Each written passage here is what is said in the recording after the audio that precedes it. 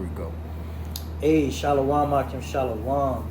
Before we begin Shalom. this lesson, we want to start off giving all glory, honor, and praises to Yahweh, Bahashem, Yahweh Shai, Bahashem, Chakadash. Double honor to the elders and apostles of Great Millstone that taught us this truth. And a sincere Shalom to the hopeful elect that's out there listening, learning, and or teaching. Shalom. All right, so we're going to jump right into it. I'm going to go have the brother read about the Tulsa massacre, because basically what we're going to get into today is Esau's perpetual hatred against Jake, and you can see this in how he makes fun of Jake. You're always the ass of his joke, all right? And, they always paint Jake like the face of crime, right? That's going into that false accuser, all right? The word devil means false accuser, okay? And who's accusing Jake more than any other race of people on this earth? It's the so-called white man, Esau, okay? But today we're going to bring out some truth, okay, about Esau's wicked ways, man, what he's done to our people, okay? A lot of you know about the transatlantic slave trade, the Spanish conquest, okay? But what about Black Wall Street? A lot of people don't know about that, okay? So I'm going to go ahead and have the brother read it here off the phone. That's the Tulsa massacre. Go ahead. Okay, so we have the Tulsa race massacre. Now, it says right here, the Tulsa race massacre was a 2-day-long white supremacist terrorist massacre that took place in Greenwood District in Tulsa, Oklahoma, between May 31st and June 1st, 1921, when mobs of white residents, some whom had been appointed as deputies or armed by city government officials, attacked black residents and destroyed homes and businesses.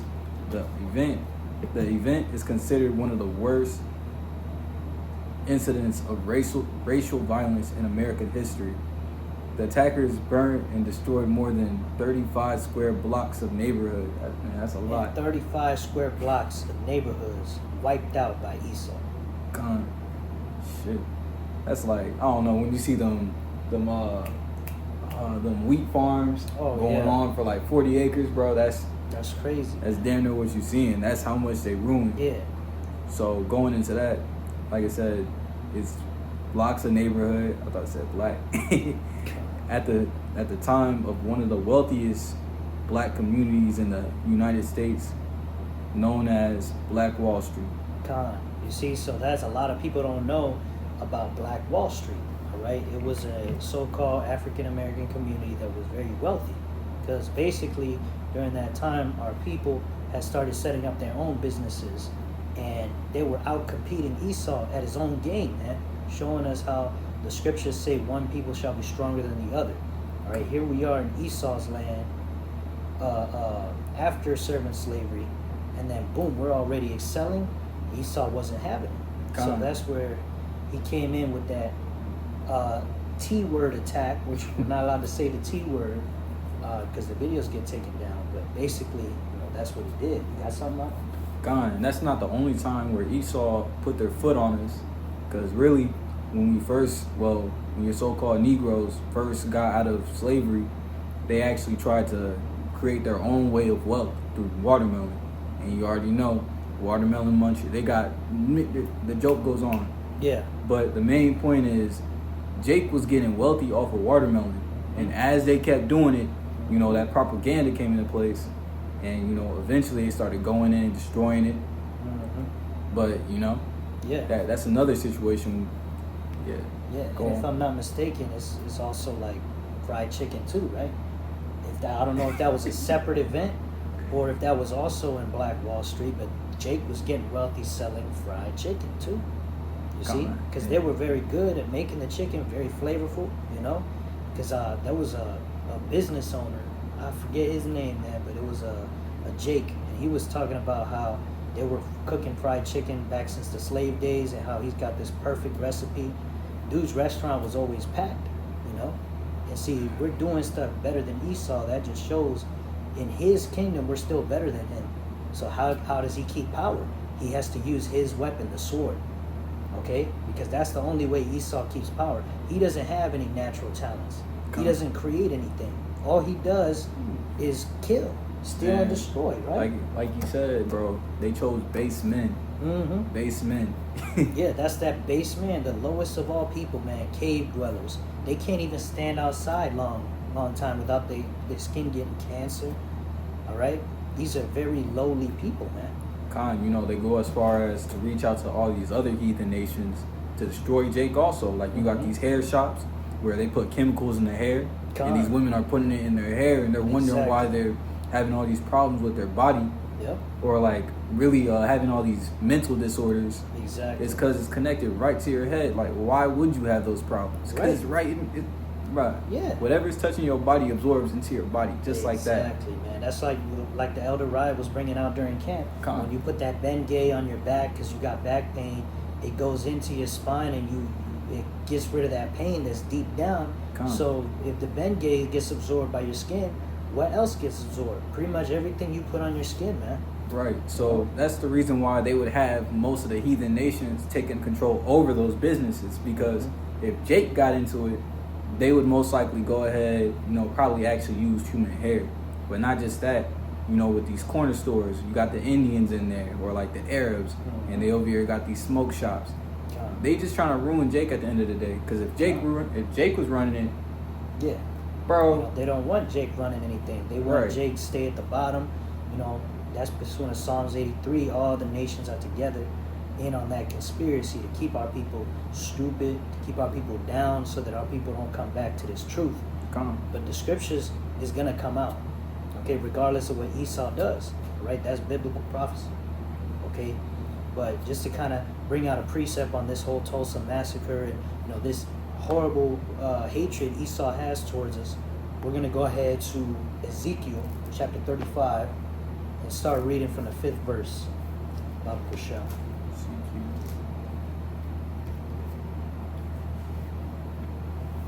You said 5 and 34?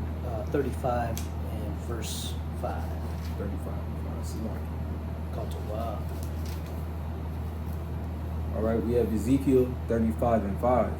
Because thou has a perpetual hatred and hast shed the blood of the children of Israel by the force of the sword in the time of their calamity, in the time that their iniquity had end. So right there, you see, Esau has had a perpetual hatred for us. And you could go all the way back to Genesis, I believe the 25th chapter, okay, when Esau and Jacob were born. Long story short, Jake ended up with the superior blessing, and Esau said, well, when my father dies, I'm going to kill Jake. That was Esau's main thought, was to kill us. Right. And like he says, I will create a nation stronger than the other. I just roughly paraphrase it is, man, because it also goes into jealousy, man. Esau is jealous that he is not, we're the stronger nation. The Lord chose us, okay? And all these nations, they want to create, different religions saying they're the chosen people, but they're not, man. The Lord chose Abraham, Isaac, or Salakia. The Lord chose Jacob, which came from who? Abraham, Isaac, and Jacob. Like it says, in Isaac shall thy seed be called. Okay, but getting back to verse 5, it says that because thou hast had a perpetual hatred and hast shed the blood of the children of Israel by the force of the what? The sword. Because what was Esau's blessing? The sword. So mainly, coming in with these nukes, bombs, these guns specifically. That's the main one that he uses, the gun, and that's how he raided Black Wall Street.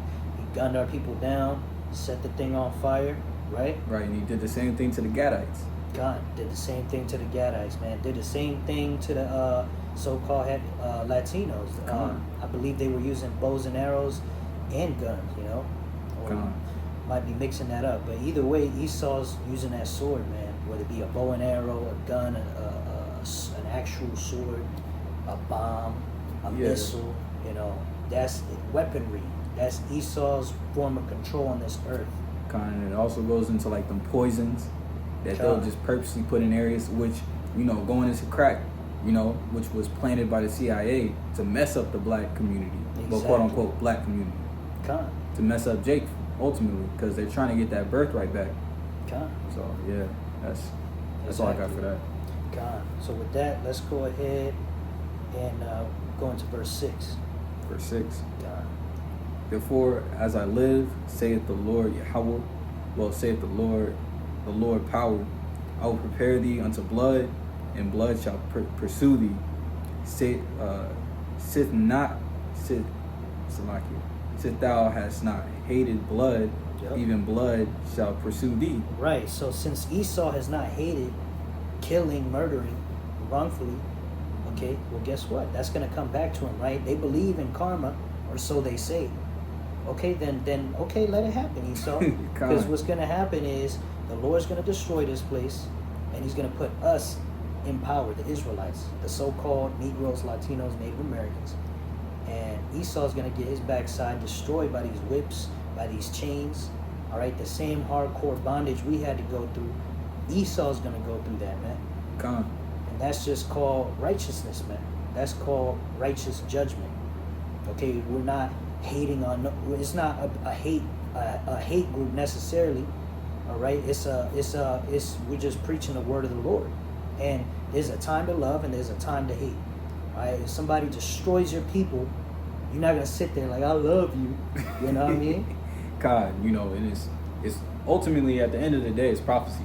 You know, Esau put us into captivity. They will go back in, they're gonna go into captivity. Yeah, that's what it says. I mean, it says, roughly paraphrasing, he that leadeth into captivity will go into captivity. Con, and obviously there was rules behind it, where you're not supposed to keep a people, forever, but eventually, you take care of them, groom them, do whatever to them, and then let them go freely.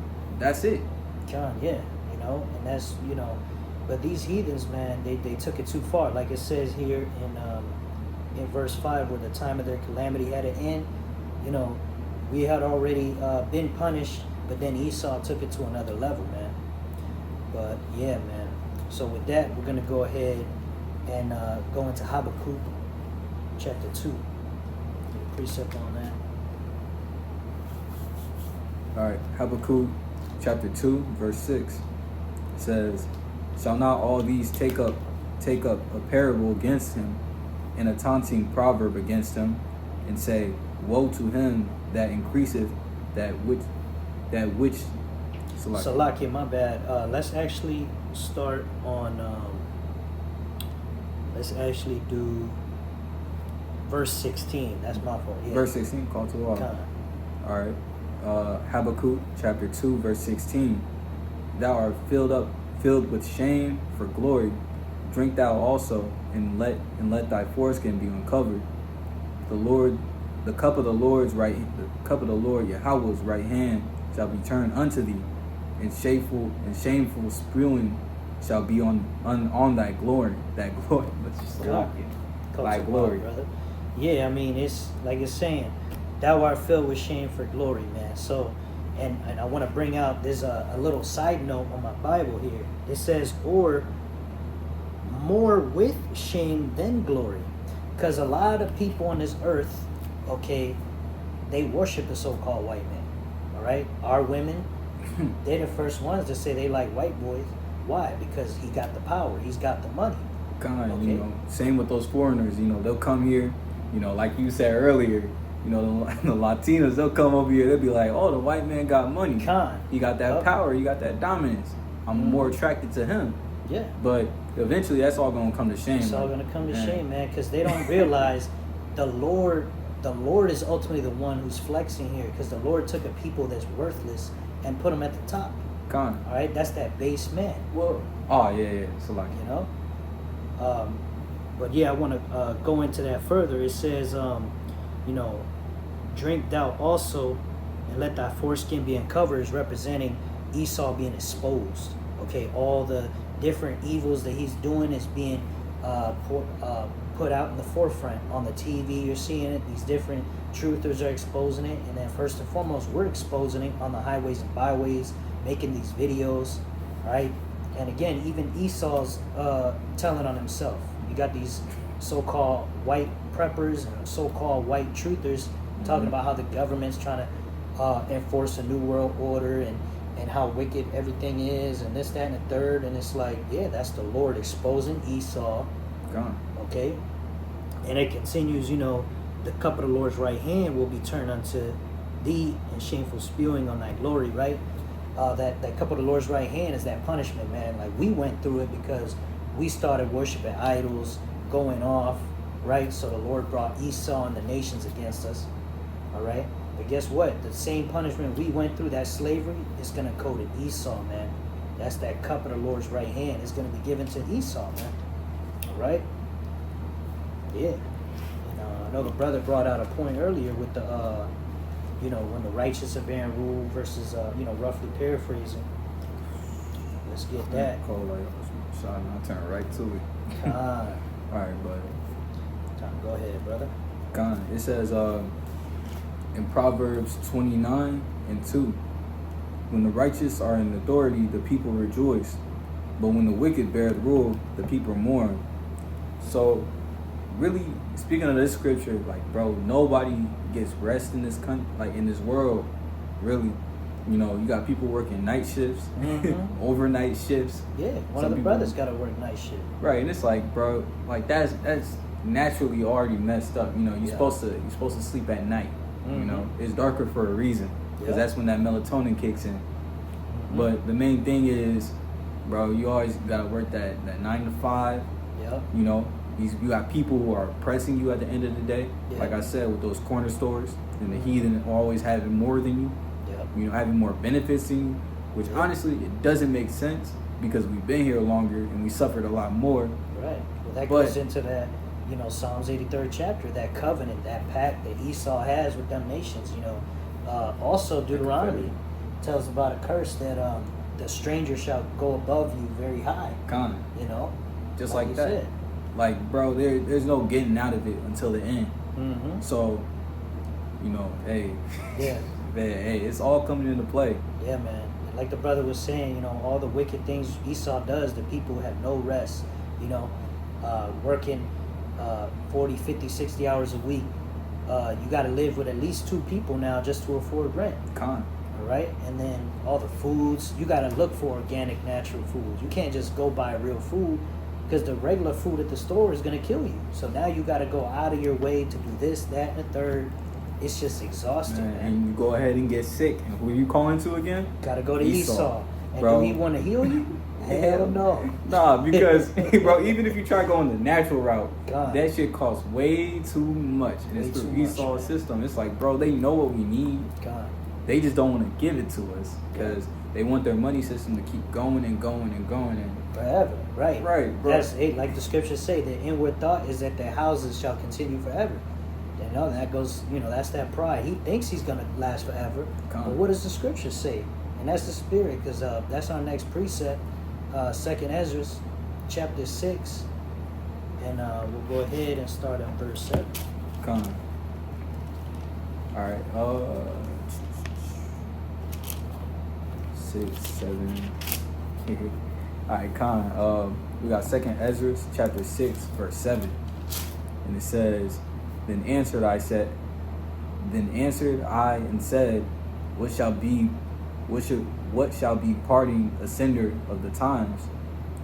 Or when shall the end of the first and the beginning of it that followeth? So Ezra is asking, when is it going to be the end of the world and the beginning of the world to come? Which we know that world to come is, the kingdom of heaven. And he said unto me, From Abraham unto Isaac, when Jacob and Esau were born of him, Jacob's hand held the first the heel of Esau. So you go back to the story in Genesis, Esau came out first, all right, but Jacob had hold on that heel, and then Jacob came out. And then going into verse 9, for Esau is the end of the world, and Jacob is the beginning of it that followeth. That's raps right there, man. So at the end of the day, bro, it's Yasharallah who's going to be saved at the end of the day. And like you see, that was symbolic of him coming out. Is saying basically, when this man Esau goes down, all right, who's coming up? the so-called Negroes, Latinos, and Native American Indians, man. And we at that time, you see the economy failing. You see this man Esau on his way out the door. Okay. Man, mainly Every nation wants to destroy this place. it's crazy because Trump, Nero, he's trying to get at Jake first because he already knows the power that we all hold. God. So when that time comes, and people start getting riled up, either the heathen are gonna look at us like, damn. Yeah. Hey man, we shouldn't have fucked with them in the first place. So hey, that's how it's gonna be. yeah. God. So yeah, with that, we're gonna give our glory, honor, and praises to Yahweh, Bahashem, Yahweh Shai, Bahashem HaKadosh. Double honor to the elders and apostles of Great Millstone, and Shalom to the whole full life. Shalom Wa, Abad Babal. Shalom. Shalom. Yeah, that's fine.